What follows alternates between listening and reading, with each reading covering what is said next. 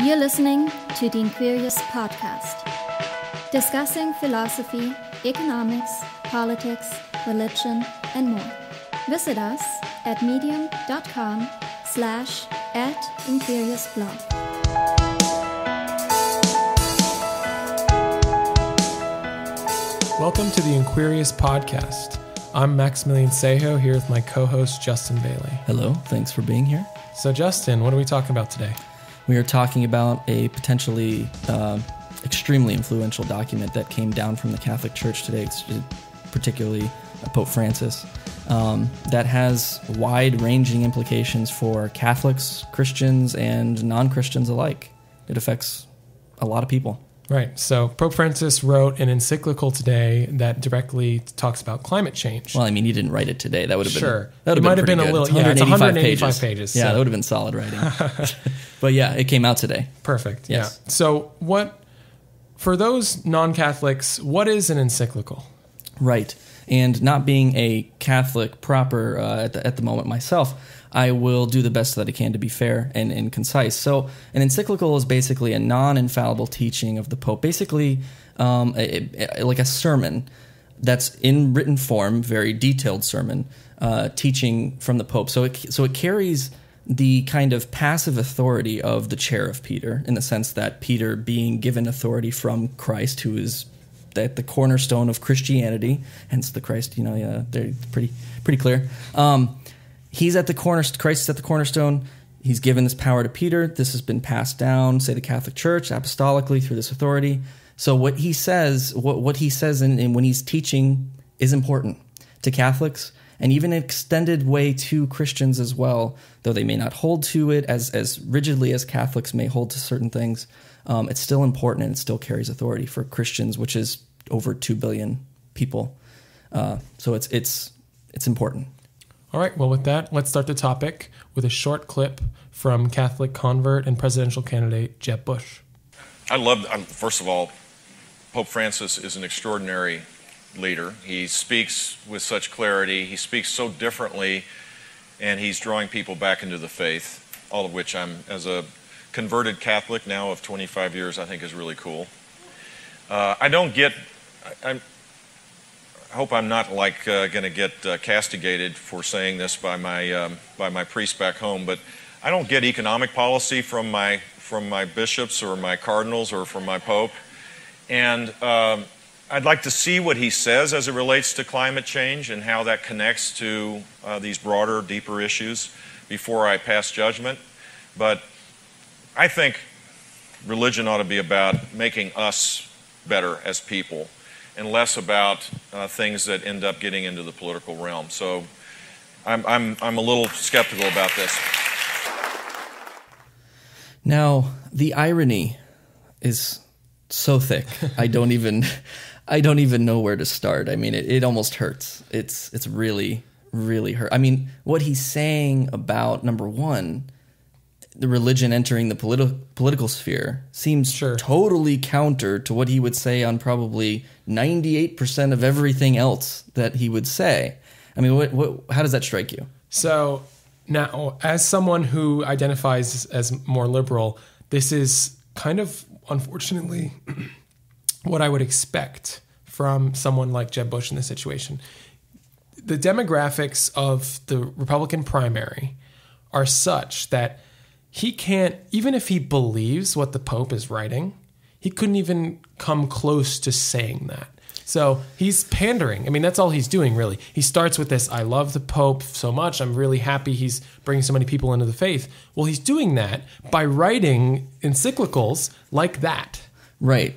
Yes, and just speaking and being out with people. Right. And speaking in a way that seems, even to the person who's not Catholic or not even Christian, seems genuine. Mm-hmm. He seems like he genuinely cares about the poor, about those who have needs, and he's willing to make bold pronouncements and statements about what needs to be done. Now, just hitting my head as far as thinking about what he's saying there when it comes to, well, your religion, it's one of those things we should listen to it a lot, but when it has to do with economic teaching or political, I mean, we're talking about abortion. That's a political subject. It ends up being a political subject. Absolutely. I mean, economics impact lives. Those decisions impact lives, just like a decision on another moral issue like an abortion or like whatever else. It affects lives. So I'm the discontinuity here that he's drawing. I don't understand if he's really is he sitting there as he starts to talk? Is he going, man, I really agree with Francis right now, but my constituency will not like this. So he tries to run this middle of the road, like I'm going to wait and see what, because this isn't that recording wasn't post this encyclical coming out. There were leaks though. There were leaks about it. Yeah. It's confusing to me why he so feels the need to. I mean, what's at the end of the day? I can't imagine that Jeb Bush doesn't actually care about the same sort of things that is being propagated in this encyclical. But if he says it, right? I mean, so do you think Jeb Bush actually thinks is he more moderate / left on this politically than he wants to lead on? Because if he does, he's going to run primary trouble. Well, I think if you look in kind of the chronology of climate change politics on the right, I think he's still in kind of like John McCain 2007 territory, where he would probably support a cap and trade system like John McCain did when he was running for president. He governed in a time before Obama. He wasn't a politician with Obama, so he didn't go through that large sort of transition that the right made when Obama got elected to being everything against Obama. They made that transition to the right, that obstruction, all sorts of different things. So he's now trying to a fear for the fact that it came to be believed that Obama's going to push so far to the left. Exactly. It's a pure like tactical fear reaction. Right. Yeah. But he's now trying to re-enter politics in a moment in which, the Republican Party has changed. So he's running into trouble, whether it's on Common Core or immigration or this issue, when he's having to pander, and he's pandering so clearly. I'm not saying that he supports necessarily everything he said that Pope Francis says in that thing, but he might be more receptive to it as someone who, especially who converted to Catholicism. You extract him from this political fray that he's in. Yeah. Have a conversation with him like we're having right now. Yeah. I guarantee you're going to get something different from him. He's going to go like, well, I mean, if the scientists are saying this about this, I'm not an expert. So if that's what they're saying, I believe he's done his due diligence to have those individuals inform him as best as he possibly can. He carries a weight of authority when it comes to faith and morals with Catholics. I'm a Catholic. I should care very seriously about what he's saying. He'd be more open to it. He'd be open and very likely more along the lines of kind of where I am with it, coming from that world of not denial, but not as far as you are, as far as just this, that's it. There's no other questions. I've come from the world of question it still. Come from that perspective. So, but coming from that perspective, and then reading this, where I stand in certain theological realms, and that's another issue. But it's one of those things where you're going, yeah, right. I mean, even if it wasn't seemingly as clear scientifically as it is. What he's saying in this document is just basic. Take care of people. Well, okay, then how about this? Let's hear some highlights from the document. Right, and that's another thing that I want to say. It's not like Francis is coming out of left field with this. Right. This is he starts the encyclical going through and quoting, Pope. Let's see. I'm sorry, I'm just looking through. He's talking about John the 23rd. He's talking about Pope Paul VI. He goes through talking about John Paul II, Benedict, the 16th. The past 5 or 6 popes have written clear communication on where we stand in this post-industrialized world and our thought process in the post-individualized Western society, how we take care of the world that we live in and the resources that we're extracting from it in regards to the grander population in large, to not just step on the toes of not just human individuals, but the other individuals that are around. This has been clearly taught. So when we're thinking about a Jeb Bush, or a Rick Santorum, I mean, it's one thing I could see the Protestant community or the evangelical community kind of just saying, we don't see anything like this. We don't want to be a part of that. He's not our pope. this is the Antichrist, da da da da. Mm-hmm. You hear stuff like that. I can understand certain forms of this kind of, not really. Mm-hmm. But it is quite odd from my perspective, coming kind of from where they're coming to a certain degree politically, especially in my life previous to maybe the past like 5 or 6 years, and religiously too, being a Christian and being a contemplating, Catholic. Mm-hmm. It's a new classification. It's a new classification. I'm thinking. It is just. I'm just like you said. I just mind blown. Yeah. I'm reading some of this encyclical.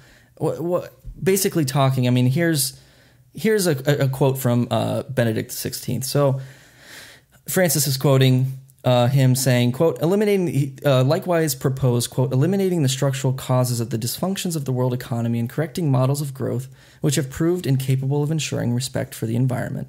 He observed that the world cannot be analyzed by isolating only one of its aspects, since, quote, the book of nature is one and indivisible, unquote, and includes the environment, life, sexuality, the family, social relations, and so forth. It follows that the deterioration of nature is closely connected to the culture which shapes human coexistence.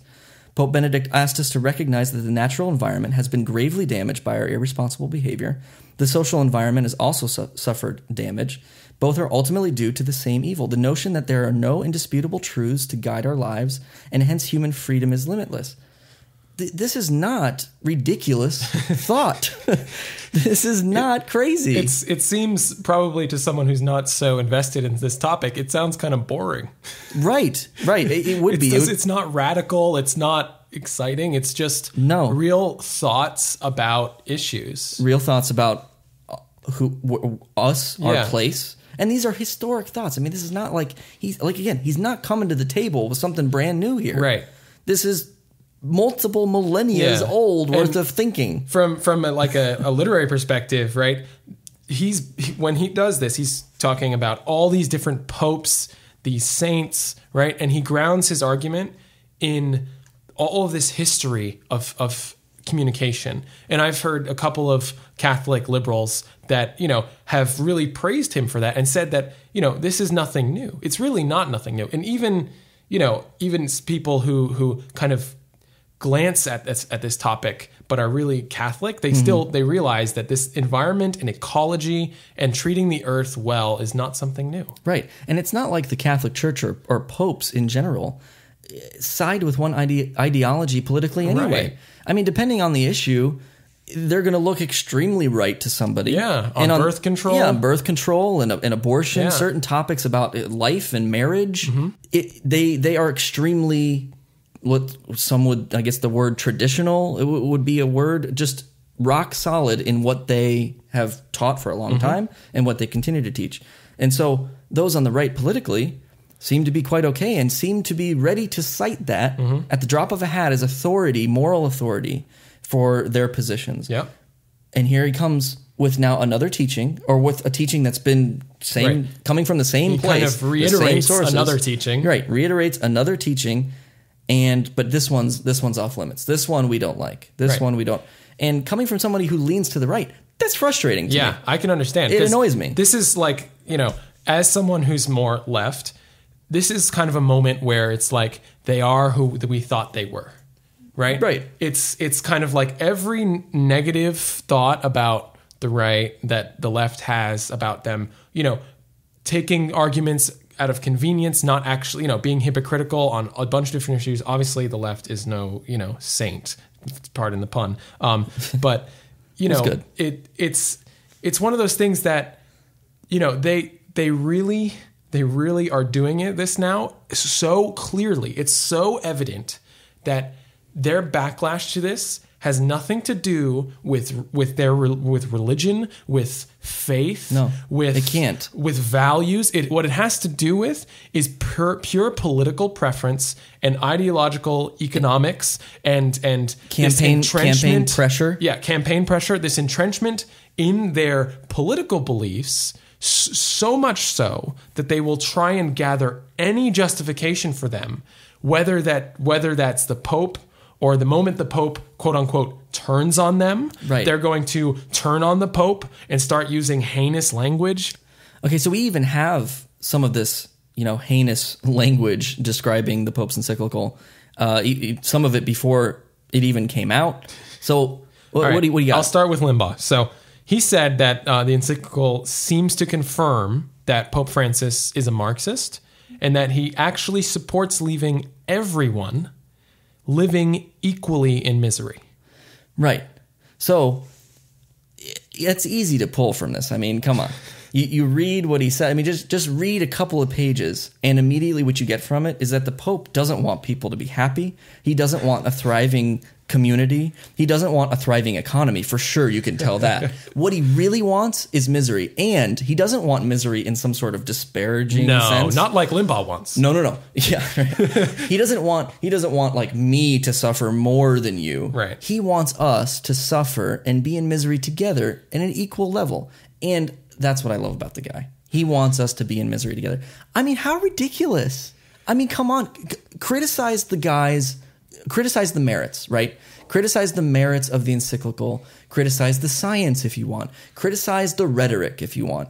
Do whatever you want to do. But don't read all that and take that from it. Right. If you're doing that, reading Comprehension 101 you need to go back and take those standardized tests that maybe nobody likes and see how you score, because that's rough. Yeah, Limbaugh probably wouldn't get a good score in Common Core. Not if that's what he comes out No. Not if that's what he comes out with from that. What else did some people say? I mean, there's a lot of this. This is not just like a couple of people. Yeah. Okay, so Michael Savage, who's a conservative radio host as well, says that the Pope sounds like he is, and I quote, directing mankind to worship the Antichrist. Right.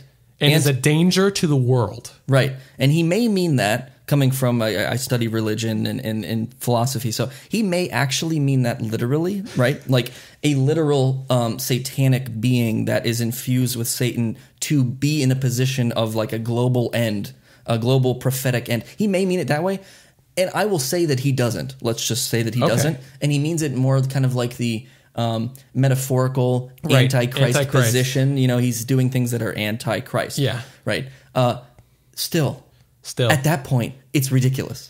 It's. I love the idea that the Pope is the one who's directing people to the Antichrist. Right. And that's common. That's been a common move since the 16th century. The Pope has been viewed by many people as, is still to this day viewed as maybe a cornerstone, but to people of the more sane, slightly in the more sane direction, and in more so year after year, even people who aren't Catholic go like, yeah, maybe he's not the Antichrist. Maybe he's just like a pope that we don't agree with sometimes, or something like that. I mean, a danger to the world. He is literally a danger. This guy who goes and kisses the heads of diseased people and washes the feet, doing the things that Christ did in scriptures, of the scriptures that these individuals love. Right. And follow and desire to emulate Christ. He's doing it from this position. Yet when he says something about climate change, he is literally the Antichrist. Right. And a danger to the world. Yeah. It's fascinating. Now, this is kind of, I want to make a short pivot. This moment is, for me, an extremely meaningful moment, because just taking this all in. I'm just bathing in it. June 18th, 2015. Yes. Because more support it is for the moment that the types of denials of climate change and of the mandate that Pope Francis has, stated in his encyclical, the people who are denying it are so clearly being short-sighted, disingenuous, using straw man arguments directed at this document. Not all of them. Not the ones that we've been quoting. The ones who are knowledgeable enough and they're in a position enough that they should know better. Many of those who follow these sorts of individuals, they haven't done the research. They haven't looked. So they're kind of a bit towing the line. So I don't want to say that those people are that way. When I say they're comfortable and they trust certain individuals for their information. And so when they come to the table, politicians who in the end are going to be the ones making the decisions about any legislation that's going to try and stop, climate change, or at least avert some of the worst causes. Right. this is the moment in which the middle has shifted from I'm not sure about climate change. We'll wait and see. It sounds like a lot of academic stuff. They've gotten it wrong or whatever, that argument, which I can understand. I can physically understand that argument as being one that someone who's not invested in this topic, maybe removed from the debates, can look at and come to a conclusion to. But this document has shifted, which the moral case for climate change, which has been shifting. That's what we had been talking about before, actually, is that the argument about it has kind of shifted from this scientific argument of look at all these data points and look at this graph and look at this graph and see the correlation to, hey, let's just pretend that this was happening. What would we morally be right to do? Right. What should we do morally? And so, this is a huge moment for that. This is a huge moment for that case because to $1 billion for sure, and an extended billion beyond that, plus another extended portion of people who just respect the individual himself. Like myself. Right.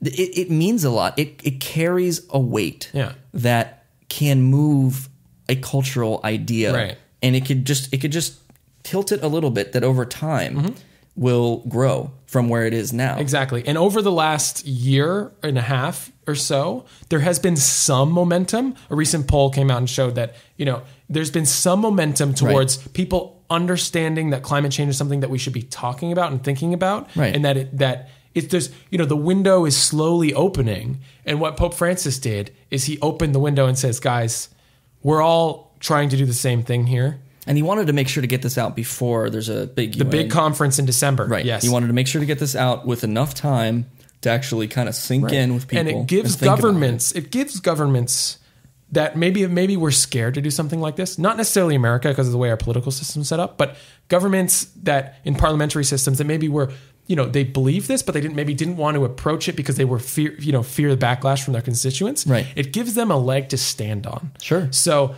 this is such a pivotal moment with regards to the moral case. I mean, we've seen it with divestment coming through. But with religion, we don't want to involve that in any sort of political system at all.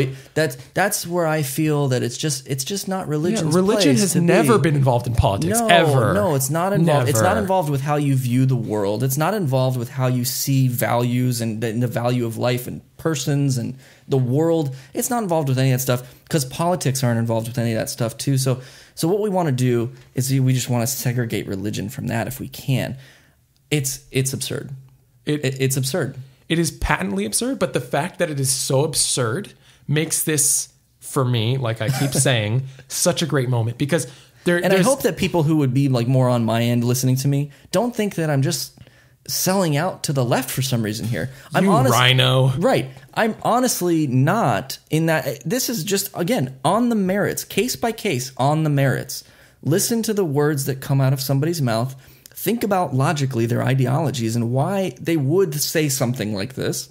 Think about when they've said it in regards to other issues, vis-a-vis abortion, vis-a-vis contraception, if that Jeb Bush probably hasn't commented on that, but that's a historical issue. Abortion's still very much a live constituent issue.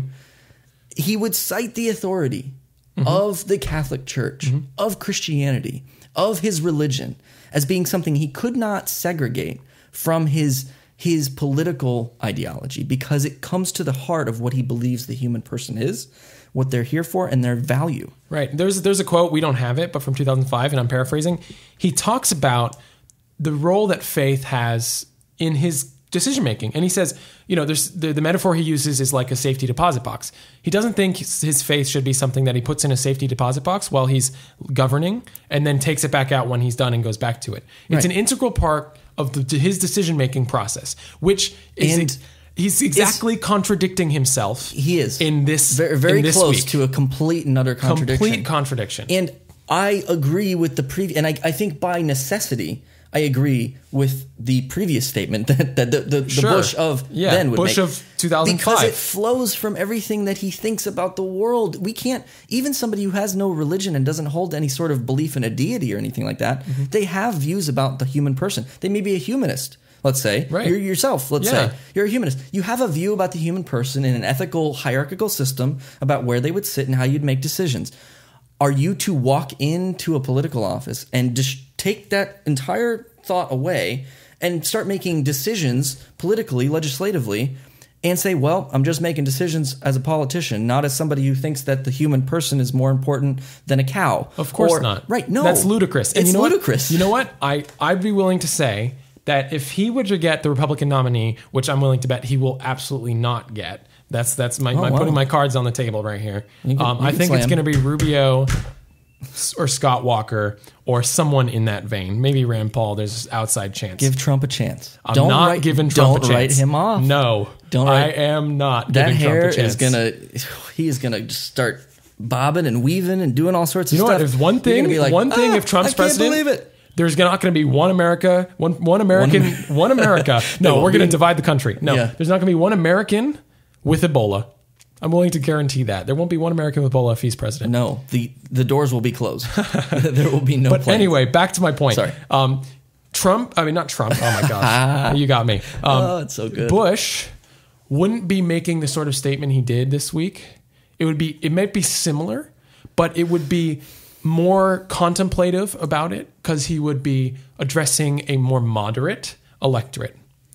With that shows you everything, right? That shows you that Jeb Bush is trying so hard to appeal to the right. And if he believes it or not is almost not the point. Because the right has shifted further to the right. Exactly. Because of a fear of shifting to the left. Yes. Obama. Yeah. And now we're in this snapback mode where a moderate like Jeb Bush is trying so hard to say moderate things. Yeah. And he's struggling. Pope Francis, I love everything that he says. He's such a great, he speaks so clearly and so influentially. And wow, we should all be like him. But when he says something that has to do with economic policy, which economic policy has stuff to do with the human person and how they live and the quality of life and all that sort of stuff, I'm not really sure we should even pay attention to what he said. What? Like, come on. You're killing me, dude. It's like... Yeah, it's absurd. It's just absurd.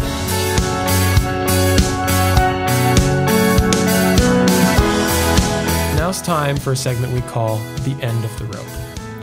So, Justin, what is your rope? Where is the end of my rope, you mean? Where is it? I know. Okay. Well, I don't mean to just continue to rant, but... Go on. Go on. Last time I talked about disaster movies, a thing that I have a very soft spot in my heart for. I'm going to talk about another sort of entertainment thing that I have another... Disastrous movie, possibly? Yeah, it could be, that I have a soft spot in my heart for, and it's dinosaurs. And we are we're a week and a half out of experiencing Jurassic World. Now, when I was a young tyke, it was 1993, I experienced Jurassic Park, and I was shocked. I walked in there a lover of dinosaurs, playing with dinosaurs often, and I saw dinosaurs. Like, I saw it on the screen. I experienced a Brachiosaurus like 50 feet in the air. I experienced a T-Rex putting his foot in the ground and making a big footprint. I was completely in awe. I saw the movie 9.5 times. You can ask me about that half if you'd like. I can explain scared it. And ran out? No, it was. I think I got sick or something like that. It was, it happened. I was pretty upset about it. Okay, loved the movie. The sequels: Lost World, Jurassic Park 3, weak, but tolerable if you're really in the mood to watch dinosaurs. So I'm thinking, okay, Jurassic World. I see the preview for Jurassic World coming out, and I immediately kind of balk at that thing of Chris Pratt driving a motorcycle, flanked with velociraptors who have gear on their head that looks like they're in some sort of a military situation. So immediately I'm balking, but I'm thinking in my head, I don't want to be a dinosaur snob here. I don't want to be a Jurassic Park snob. I want to give it a chance. Still thinking, okay, so the previews start coming along. What were you thinking of the previews as they were coming? Were you... Indifferent. I mean, just because it doesn't matter? I watched the first 3 movies, like, oh, that's a cool dinosaur. oh, that's kind of Right. funny that he's driving with velociraptors. That's not so real, but it's a movie. I Right. haven't seen the movie yet, but it was pretty much an empathy. Right. So the trailers build. You're seeing more and more of it. You see the Indominus Rex, which is the new main dinosaur. I'll take your word for it. Yes. So the new main dinosaur of this one, and I was just going into it thinking, oh no. So a couple days before, right? The critic reviews start coming out, user reviews start coming out on IMDb. I read a couple. And Rotten Tomatoes, and it's looking good. Like there's 7.5s, Yeah. 8s. I think the Rotten Tomatoes was in like the low 80s, maybe. Critics were like in the 70s. I'm thinking, well, I said to my dad, maybe it's not going to be as bad. Maybe. So I go with a positive mental outlook. I'm not going in there negatively. That's I the promise problem. you. In life, you got to go in negative. No, I was kind of negative, but I was going in like thinking, it's like twiddling my thumbs, going, you know what? It's just going to be a good popcorn flick. I'm going to be fine. It's not going to be a big deal. It's not going to compare to Jurassic Park. I don't expect it to. Da, da, da. My goodness. I mean, from start to finish, there were so many problems with it. I don't even know where to start. And the craziest problem of all is that everybody loved it. I am like in some sort of crazy minority. It made $600 million. Like over 500 and something million dollars its first weekend, over 200 domestic. I think it's like 2 of all time or 3 of all time. I am in some sort of crazy minority of people who thought it was literally a 2 or 3 out of 10. If I'm going IMDb, if I'm going 25 to 30% on Rotten Tomatoes. Wow. And I'm just, it's affected me. Yeah. It's affected me. I've gotten over it. Okay. It took about a day. Yeah. I'm over it now. But I'm glad to hear that. Yeah, I know. I know you don't care. Not really. But it's interesting to me. I just am interested as to how. Long story short, go see it. You're gonna love it. Everybody else did. I hated it. What's your end of the rope? So in my end of the rope, I'm going to talk about the economy. I know, quite a shock. You are such like you just Quite a you just shock. make me look like a fool on here. Hey, I'm ranting I'm about taking a fake film class genetically this engineered summer, okay? dinosaurs. I want to talk about the economy. Yeah, I'm I know. Mr. Bill talk Clinton about here. serious It's things. the economy, stupid. Yeah. All right, go ahead. I'm just kidding. So- That's good stuff. This year with the economy has been a year of confusion and then maybe some clarity. So, Q1 GDP came out and it was bad. I don't have the exact figures, but it shocked everyone. Mm-hmm. So there's this thing called seasonal adjustments, very technical, and the Bureau of Labor Statistics. Am I not smart enough to get it? I think you might be. You're a little bit smarter than a dinosaur. I feel your condescension. Yeah, exactly. I'm just kidding. Go ahead. Yeah. So the government, Department of Labor, Department of Commerce, they're kind of talking about changing the way they talk about seasonality. Mm-hmm. Anyway, that's not important. What is important is that during Q1, we had kind of a spell of not very good labor reports, bad GDP reports. So the Fed was, they're contemplating raising interest rates from 0 up a little bit this year. So there's been this debate between, okay, when is it going to be? Is it going to be June? Is it going to be September? Is it going to be December? Is it going to be Q1 2016? But in the last couple of months, we've started to have a little bit of clarity. Just, we've had a really good labor report. The last report was very good. There's small signs of wage growth. Still not much inflation. There's one big sign, $211 million to go see freaking Jurassic World. Yeah, I'll take that as a practical sign of wage growth. We're not going to go into that. All right. Because, anyway. Nominal compared to real. Yeah. Don't worry about it. Yeah, I'm not smart enough. Yeah, keep going. It's all right. So we're starting to see kind of the train start to chug a little bit down the road. Mm-hmm. So there's going to be some debate about the Fed raising interest rates and kind of how long they're going to do it. Anyway, in the way that connects to politics is that as it looks now, barring some sort of external shock like we had at the mortgage crisis, the economy is going to hit peak performance by around Q3, Q4 next year. Do you know what's Q3, Q4 next year? Hold on. I think it is election season. So this is my thesis here. I am smart enough. You are. Thank you. So unemployment hovering around 5%. Mm-hmm. Wages Bernie Sanders says to rise. it's much worse, by the way. He says those real numbers are way worse. That's Bernie Sanders talking. I'm going to talk. It's not somebody else talking. It's Bernie. Okay. Now I'm going to go on a little tangent here. I'm going to tangent. Okay. Yes. That numbers represents U3, right? Bernie. It doesn't include marginally attached or dislocated workers. Mm-hmm. But those numbers, though all U4, U5, U6 has all been trailing downward in the exact same way as U3 has, which is the kind of unemployment rate that we go by. Bernie. So, yeah, I got it. But Bernie, he's using that argument, right? Right.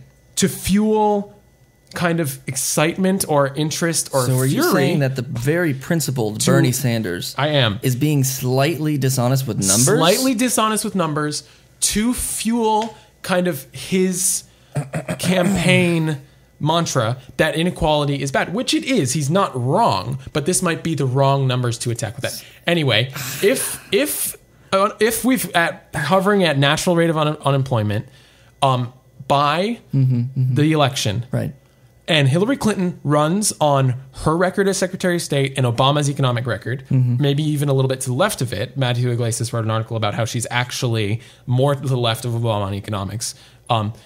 I don't see, barring some sort of crazy scandal, her losing. I do not see her losing.